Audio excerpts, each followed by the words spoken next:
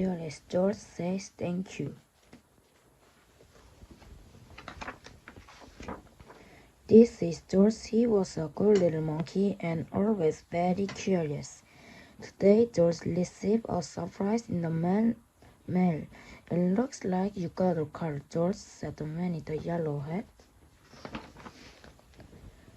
It was a thank you card from George's neighbor Bessie. Dear George, thank you so much for the birthday present. I am putting the stickers you gave me everything, even this card. Sincerely, Bessie. The card made George smile. It also made him curious. Who could he give a thank you card to? George thought and thought. He couldn't went to the Science Museum director, Dr. Lee, who had shown George her favorite collection of dinosaur fossils. Of course, there was also the live lion who helped him pick up books.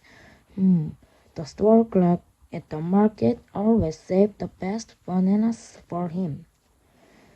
And his friend Bill let George fly his kite in the park. George had so many people to thank. He had to get started right away. First, he gathered paper, envelopes, crayons, and stickers. Then he got to work. The man in the yellow hat worked in to find George's cover from head to toe. Uh-oh, George, what are you doing? George held up Bessie's card and pointed to the papers scattered around him. Oh, I see, George, said his friend. You're making your own thank you cards. What a nice idea. Would you like some help?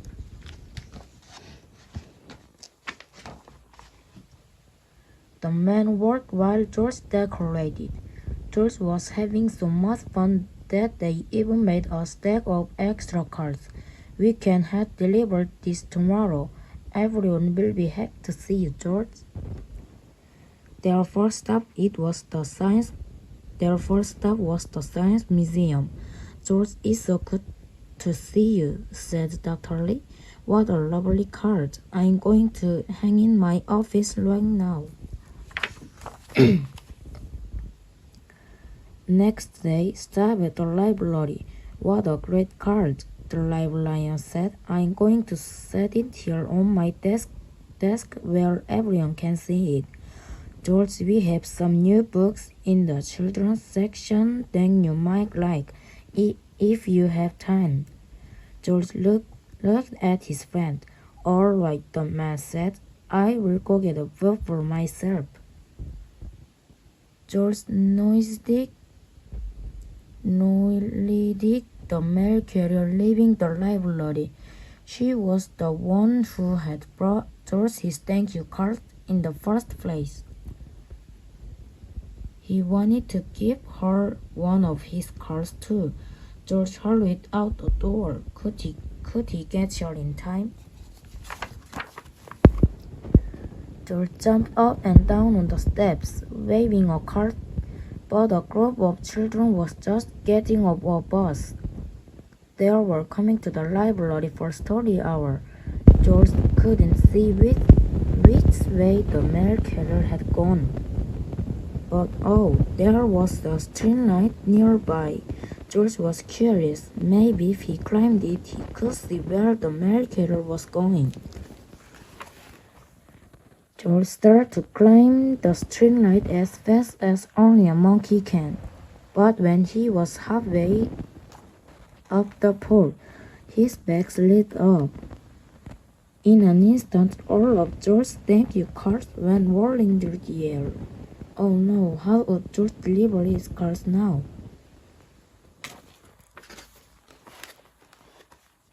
George slid down the pole and grabbed the cards swirling round him.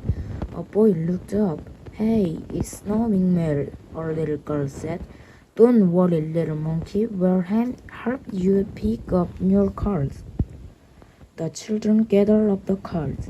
George was very grateful for their help. It was also grateful that he had brought extra cards. He decided to give them to all of the children. These cards are so nice, said the teacher. The man with the yellow hat came hurrying down the steps. George, I didn't see you leave. It looks like you had quite an adventure out here. The man thanked the teacher and his student for helping George. Let's finish delivering those thank you cards, said the man.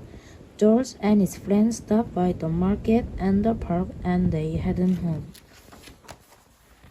George felt a little sad that he had caught up to the mail carrier. But wait, who was that at George's house?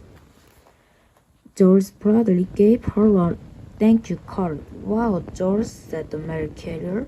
I'm usually the one delivering the cards. This surely is a treat. George waved goodbye. Annie and the man went into their house. But George had one more very special thank you card to deliver.